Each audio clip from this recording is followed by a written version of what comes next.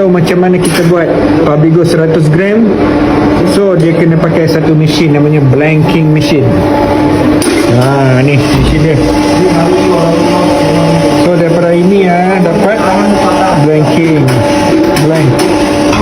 Kalau tengok nampak. So ini dapat daripada mana? Ini dapat daripada rolling machine. Ini rolling machine. So roll punya roll dapat rolling. So lepas blanking dapatlah ini blanking, kemudian kita akan compress. Okey, tengok saksikan.